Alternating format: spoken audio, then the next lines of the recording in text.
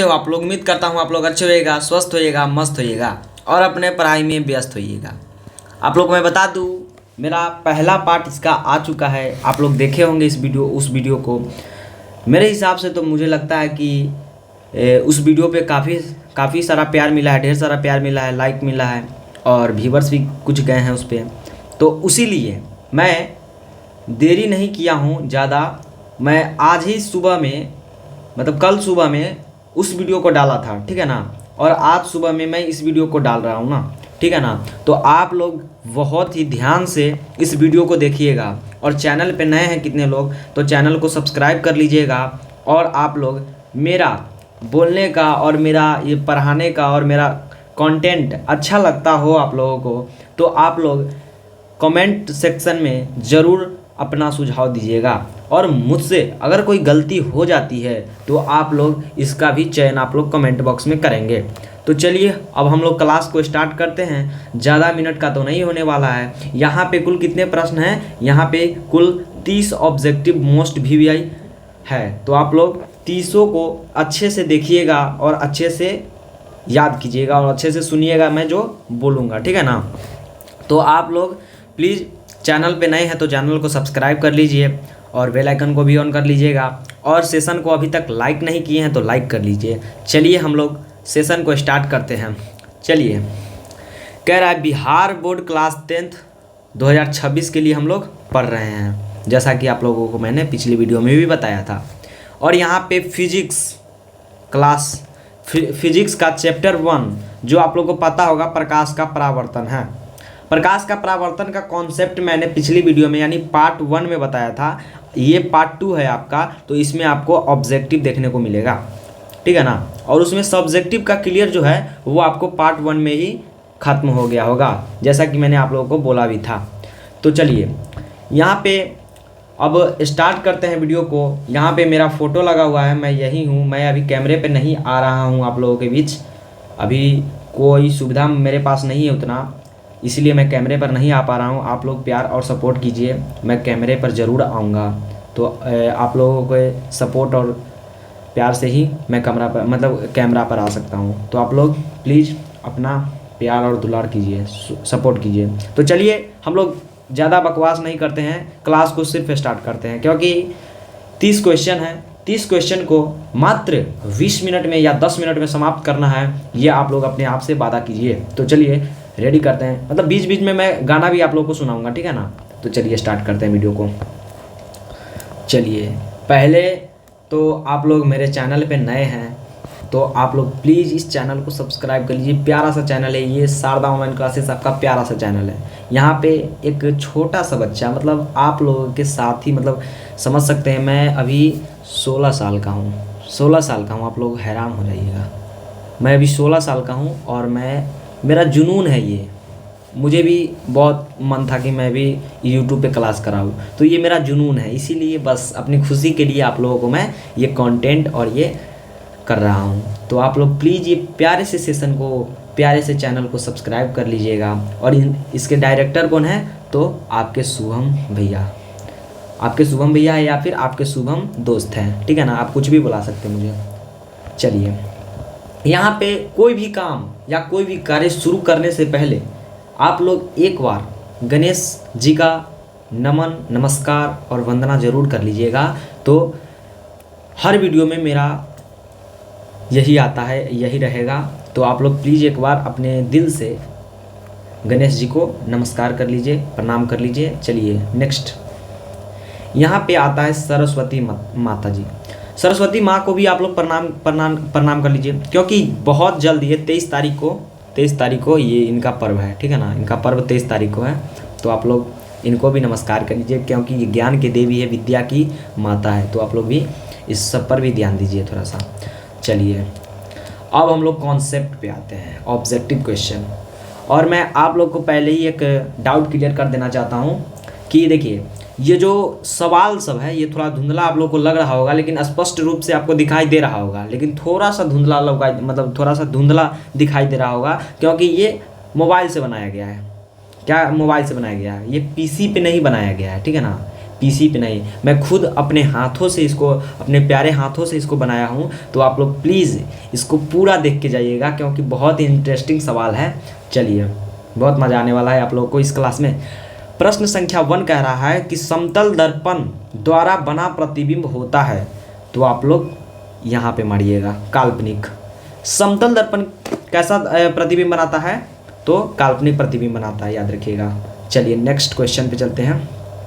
और next question हमारा कह रहा है कि समतल दर्पण में प्रतिबिंब का आकार होता है। समतल दर्पण में प्रतिबिंब का आकार क्या होता है? तो वस्तु के बराबर होता है। वस्तु इतना बड़ा है वस्तु, तो उसके बराबर भी प्रतिबिंब भी इतना ही बड़ा बनेगा, ठीक है ना? आप लोग याद रखिएगा।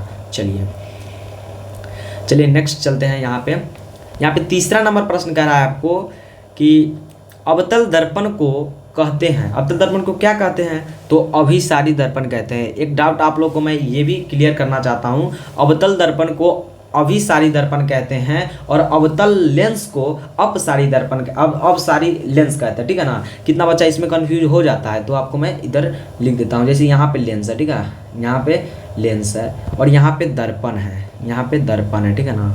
यहाँ पे दर्पण है, ठीक है। तो यहाँ पे अवतल दर्पण यानी अवतल दर्पण की मैं बात कर रहा हूँ। यहाँ पे होगा अभिसारी, यहाँ पे अपसारी होगा, अपसारी, ठीक है ना? यहाँ पे अपसारी लेंस होगा और यहीं पे वो अभिसारी हो जाएगा, ठीक है ना? अभिसारी हो जाएगा। तो आप लोग याद रखिएगा। इसमें जैसे अवतल दर्पण में अभी ये दर्पण में है तो ये अभिसारी हो गया और लेंस में जाएगा तो ये अपसारी हो गया, और यहाँ पे दर्पण में उत्तल है वो हो गया अपसारी और वो लेंस में जाएगा तो हो जाएगा अभिसारी। बस चेंज हो जाता है, ठीक है ना? चेंज हो जाता है। और मैंने आप लोगों को एक और बता दिया हूँ कि यहाँ पे मैंने उत्तर भी दे रखा है ताकि आप लोगों को दिक्कत नहीं हो, क्योंकि मैं डिलीट कर देता हूँ ना, जैसे यहाँ से अभी डिलीट हो गया, तो इसीलिए मैंने सोचा कि उत्तर भी इसमें टिक लगा ही देते हैं ताकि आप लोगों को समझ में आए, ठीक है ना? चलिए नेक्स्ट क्वेश्चन पे चलते हैं। आपका नेक्स्ट क्वेश्चन कह रहा है कि उत्तल दर्पण को कहते हैं, अभी मैंने जस्ट आप लोगों को बताया उत्तल दर्पण को क्या कहते हैं, तो उत्तल दर्पण को अपसारी दर्पण कहते हैं। आप लोग याद रखिएगा, ठीक है ना? चलिए अब चलते हैं। 5वां नंबर सवाल आपका कह रहा है, 5वां प्रश्न कह रहा है कि अवतल दर्पण द्वारा बना प्रतिबिंब हो सकता है। तो अवतल दर्पण द्वारा बना प्रतिबिंब हो सकता है तो क्या हो सकता है? तो ये काल्पनिक एवं वास्तविक दोनों हो सकता है। अगर ये कहे कि अवतल दर्पण द्वारा बना प्रतिबिंब होता है तो आपको सिर्फ वास्तविक कहना है, वास्तविक और उल्टा। लेकिन अगर मेरे भाई, अगर मेरे दोस्त अगर कहे हो सकता है, अगर ये सेंटेंस यानी ये शब्द अगर यहाँ पे आ गया तो आपको दोनों लगा देना है, क्योंकि वो दोनों बना सकता है, उसमें क्षमता है, ठीक है ना? चलिए नेक्स्ट क्वेश्चन पे चलते हैं। आपका नेक्स्ट क्वेश्चन कह रहा है, नेक्स्ट प्रश्न कह रहा है कि उत्तल दर्पण द्वारा बना प्रतिबिंब होता है। उत्तल दर्पण द्वारा बना प्रतिबिंब क्या होता है? तो काल्पनिक होता है। और अवतल दर्पण द्वारा बना प्रतिबिंब क्या होता है? तो वास्तविक होता है। काल्पनिक का मतलब आप लोग समझते हैं? काल्पनिक का मतलब होता है, मतलब उसको हम देख नहीं सकते, कल्पना कर सकते हैं कोई भी चीज़ का। मान लीजिए कि यहाँ से कोई जा रहा है, ठीक है ना? यहाँ से कोई करंट जा रहा है, लेकिन हम लोग इसको देख नहीं पा रहे हैं, बस इसका अनुभव कर रहे हैं कि हाँ यहाँ से करंट मतलब जा रहा होगा, ठीक है ना? वही होता है। तो आप लोग याद रखिएगा। चलिए आपका नेक्स्ट क्वेश्चन कह रहा है, 7 नंबर क्वेश्चन कह रहा है कि वास्तविक प्रतिबिंब प्राप्त किया जा सकता है। तो आप लोग याद रखिएगा, अवतल दर्पण में वास्तविक प्रतिबिंब प्राप्त कर सकते हैं। चलिए 8वां नंबर सवाल कह रहा है आपका, 8वां नंबर सवाल कह रहा है कि बड़ा और वास्तविक प्रतिबिंब बनता है तो अवतल दर्पण में बनता है, अवतल दर्पण में बनता है। चलिए नेक्स्ट क्वेश्चन आपका कह रहा है, नेक्स्ट क्वेश्चन कह रहा है कि वाहनों में कौन सा दर्पण लगाया जाता है? तो याद रखिएगा उत्तल दर्पण लगाया जाता है। जो वाहन होता है, मैं एक वाहन बना रहा हूँ, जैसे ये ठीक है ना? और यहाँ पे ये हो गया आपका अग्रदीप है, ये ठीक है ना? अग्रदीप है, यहाँ पे लगा होता है, एक शीशा टाइप का लगा होता है यहाँ पे, ठीक है ना? यहाँ पे शीशा टाइप का लगा होता है। इससे पीछे का पूरा चीज़ कैप्चर करता है कौन? उत्तल दर्पण कैप्चर करता है। छोटा शीशा रहता है लेकिन पीछे का पूरा चीज़ जो है, सभी चीज़ों को ये कैप्चर कर लेता है एक दर्पण में, तो उसी को उत्तल दर्पण कहते हैं। इसका दृष्टि क्षेत्र जो है बड़ा होता है। आप लोग सब्जेक्टिव भी याद कर लीजिएगा थोड़ा सा। चलिए यहाँ पे कह रहा है अगला क्वेश्चन 10 नंबर क्वेश्चन कह रहा है कि सेविंग मिरर के रूप में प्रयोग होता है। तो सेविंग मिरर के अवतल दर्पण यानी दाढ़ी बनाने में किसका उपयोग होता है? तो अवतल दर्पण का होता है, आप लोग याद रखिएगा। चलिए, अवतल दर्पण का फोकस होता है, अवतल दर्पण का फोकस कौन होता है? तो याद रखिएगा वास्तविक होता है, ठीक है ना। चलिए नेक्स्ट 12 नंबर सवाल आपका कह रहा है, 12 नंबर सवाल कह रहा है कि उत्तल दर्पण का फोकस होता है। उत्तल दर्पण का फोकस क्या होता है? तो काल्पनिक होता है, आप लोग याद रखिएगा, काल्पनिक होता है मेरे भाई।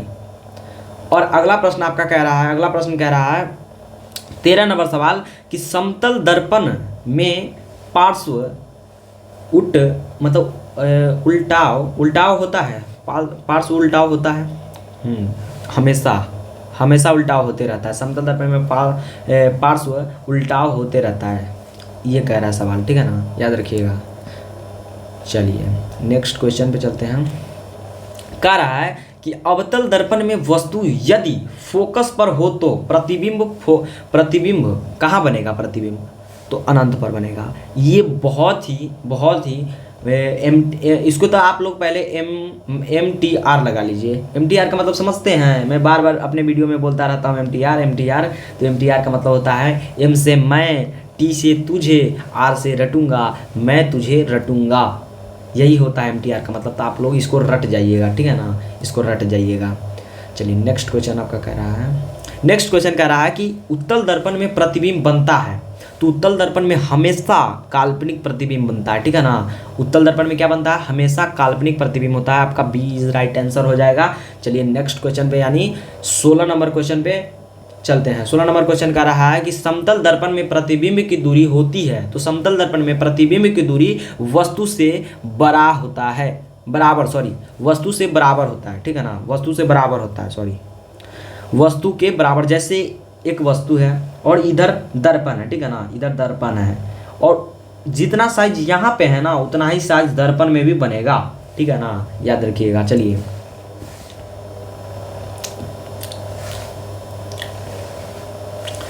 नेक्स्ट क्वेश्चन आपका कह रहा है, चलिए नेक्स्ट क्वेश्चन आपका कह रहा है कि अवतल दर्पण में वस्तु यदि ध्रुव और फोकस के बीच हो तो प्रतिबिंब कहाँ बनेगा? तो मतलब प्रतिबिंब कैसा बनेगा बोल रहा है, कैसा बनेगा? तो काल्पनिक और सीधा बनेगा, याद रखिएगा आप लोग, कैसा बनेगा? तो काल्पनिक और सीधा बनेगा। कह रहा है कि अवतल दर्पण में वस्तु यदि ध्रुव और फोकस के बीच हो तो प्रतिबिंब कैसा बनेगा? तो काल्पनिक और सीधा बनेगा, याद रख लीजिएगा। MTR लगा लीजिए इसको। ये मुझे भी थोड़ा ये माथा पेची वाला सवाल लग रहा है, अपने देहाती भाषा में बोले तो माथा पेची वाला सवाल है। तो आप लोग इसको छोड़िएगा नहीं, रगड़ दीजिएगा अपने बिहारी अंदाज में, जो है ना। बिहारी एक खैनी खिली में तो मतलब एक खिली खैनी में तो पूरा अपना टेक्नोलॉजी यानी तकनीकी लगाने लगता है। तो आप लोग भी MTR लगा लीजिएगा। मारेंगे, बहुत मारेंगे, खैनी खाएगा तो बहुत मारेंगे, समझा ना। खैनी नहीं खाना है, खैनी से तंबाकू बीमारी होता है। चलिए अगला 18 नंबर प्रश्न कर रहा है कि उत्तल दर्पण का उपयोग होता है। उत्तल दर्पण का उपयोग कहाँ होता है? आप लोग को पता होगा। उत्तल दर्पण का जो है रिव्यू मतलब समझते हैं, रियर व्यू मिरर, यानी रियर व्यू मतलब क्या होता है? पूरा मतलब व्यू, उसमें व्यू मतलब होता है देखना, मतलब उसमें पूरा चीज़ दिखाई देता है, आपके पीछे का चीज़ जो है पूरा चीज़ दिखाई देता है, मतलब बहुत उसका दृष्टि क्षेत्र जो है ना उत्तल दर्पण का बहुत बड़ा होता है, बहुत होता है, ठीक है ना। चलिए 19 नंबर प्रश्न कर रहा है कि अवतल दर्पण में प्रतिबिंब उल्टा होता है जब वस्तु फोकस के बराबर हो तो MTR, ठीक है ना। अभी सब क्वेश्चन में MTR लगाना है आप लोगों को, ठीक है ना, सब क्वेश्चन में MTR लगाना है। चलिए नेक्स्ट क्वेश्चन पे चलते हैं। आपका नेक्स्ट प्रश्न कर रहा है 21 नंबर कि अवतल दर्पण में प्रतिबिंब का आकार निर्भर करता है। अवतल दर्पण में प्रतिबिंब का आकार जो है वस्तु की दूरी पर निर्भर करता है, ठीक है ना, वस्तु की दूरी पर निर्भर करता है। अवतल दर्पण में प्रतिबिंब का आकार वस्तु की दूरी पर निर्भर करता है। चलिए नेक्स्ट 22 नंबर सवाल कह रहा है, 22 नंबर सवाल कि उत्तल दर्पण में दृश्य क्षेत्र होता है। तो अभी मैंने आप लोग को उसी समय से बता रहा था कि उत्तल दर्पण में जो है मेरे भाई दृष्टि क्षेत्र बहुत बड़ा होता है, यानी अधिक होता है। तो यहाँ पे आपका C इज राइट आंसर हो जाएगा, C इज राइट आंसर हो जाएगा। चलिए आप लोग खैनी वाला बात से बुरा नहीं ना माने हैं, नहीं मानिएगा बुरा। चलिए यहाँ पे कह रहा है 23 नंबर प्रश्न, आप लोग मेरे स्टूडेंट हैं और मेरे भाई भी है, तो आप लोग बुरा मत मानिएगा, मजाक किए, आप लोगों से हंसी किए थोड़ा सा। चलिए, या समतल दर्पण का आवर्धन होता है, समतल दर्पण का आवर्धन क्या होता है, आप लोग याद रखिएगा 1 होता है, ठीक है ना, 1 होता है। चलिए नेक्स्ट क्वेश्चन पे चलते हैं। कह रहा 24 नंबर प्रश्न कर रहा है कि अवतल दर्पण का आवर्धन हो सकता है, मतलब हो सकता है तो 1 से अधिक हो सकता है मेरे भाई, 1 से अधिक हो सकता है, ठीक है ना। सॉरी, अवतल दर्पण बोले कि समतल दर्पण बोले हैं। चलिए, समतल दर्पण का आवर्धन होता है तो 1 से अधिक होता है, आप लोग याद रखिएगा, यानी 1 से प्लस अधिक होता है। चलिए नेक्स्ट क्वेश्चन पे चलते हैं आपका। देखिए यहाँ पे जो है ना, हंसते खेलते आप लोग को समय कब बीत जाएगा आप लोगों का यहाँ पे पता नहीं चलेगा, क्योंकि आपका छोटा भाई है ना, बहुत मतलब आपका छोटा भी हो सकते हैं, आपका बड़ा भी हो सकते हैं। तो आप लोगों को मैं हंसा खिलाकर पढ़ाना चाहता हूँ, बताना चाहता हूँ, सिखाना चाहता हूँ।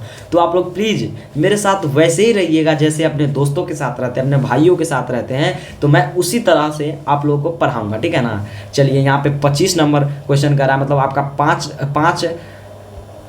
पाँच ठो और क्वेश्चन बच जाएगा इस क्वेश्चन के करने के बाद।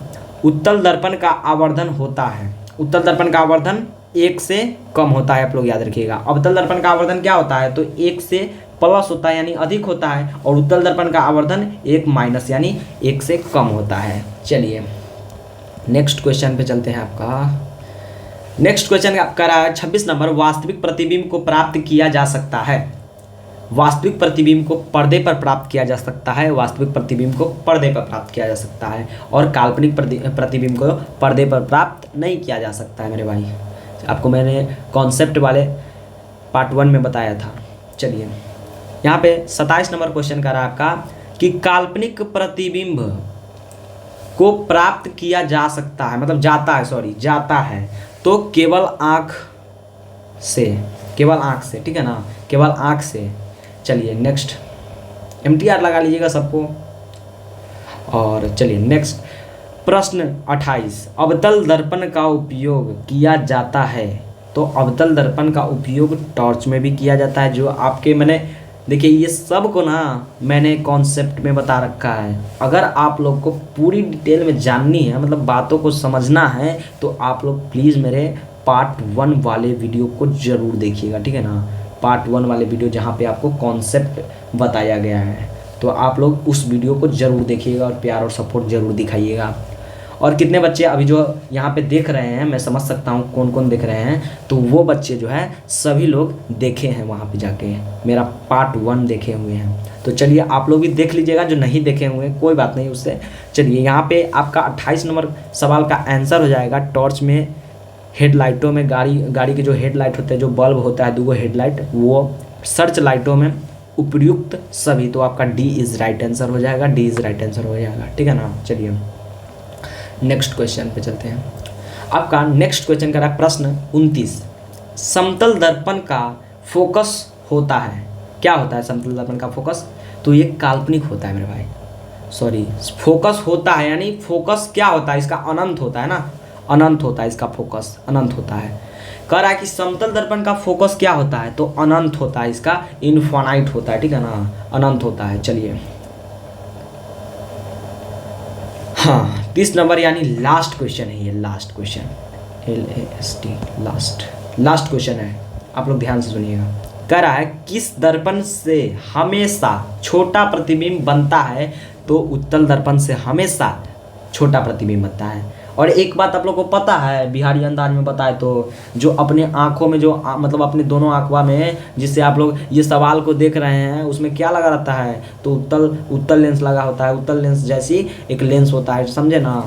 आप लोग याद रखिएगा, उसको भी मानव नेत्र में पढ़ाऊँगा मैं, उसको भी लेकर आ सकता हूँ। अगर समय बचा तो मैं सभी चैप्टर का ऑब्जेक्टिव लेकर आ सकता हूँ, अगर समय मेरे पास नहीं बचा, मुझे भी तैयारी करना है, तो नहीं ला पाऊँगा। आप लोग इस वीडियो को भी काफ़ी प्यार दीजिएगा, बहुत सपोर्ट कीजिएगा ना। इस वीडियो पर लमसम 1 के व्यू चला जाता है, यानी 1000 व्यू चला जाता है, 1 के प्लस अगर व्यू जाता है तो मैं सभी चैप्टर का ऑब्जेक्टिव लेके आऊँगा, मैं आपसे वादा करता हूँ, ठीक है ना। चलिए चलते हैं आगे। तो चलिए आप लोग का पूरा ऑब्जेक्टिव जो है क्लास 10th का ऑब्जेक्टिव जो साइंस का है वो कंप्लीट हो गया है फिजिक्स चैप्टर 1 का। तो आप लोग अगर कमेंट में अगर ज़्यादा बच्चा अगर कमेंट करता है कि सर प्रकाश का अपवर्तन का भी मुझे ऑब्जेक्टिव क्वेश्चन चाहिए, तो मैं ज़रूर लेकर आ सकता हूँ, आप लोगों के बीच ज़रूर लेके आ सकता हूँ। और अगर आप लोग कमेंट नहीं करते हैं तो चांसेस बहुत कम हैं, लेकिन चैनल को भी तो एक्टिव रखना है, तो मैं कोशिश पूरा करूँगा कि मैं आगे भी ऑब्जेक्टिव क्वेश्चंस लाते रहूँ। तो आप लोग को पहले इस चैप्टर के लिए कॉन्ग्रेचुलेसन है कि आप लोग इस चैप्टर को अच्छे से देखें, अच्छे से समझें और ऑब्जेक्टिव का टेस्ट भी आप लोग लगाएं, ठीक है ना। तो मिलते हैं, आपको नेक्स्ट वीडियो में मिलते हैं।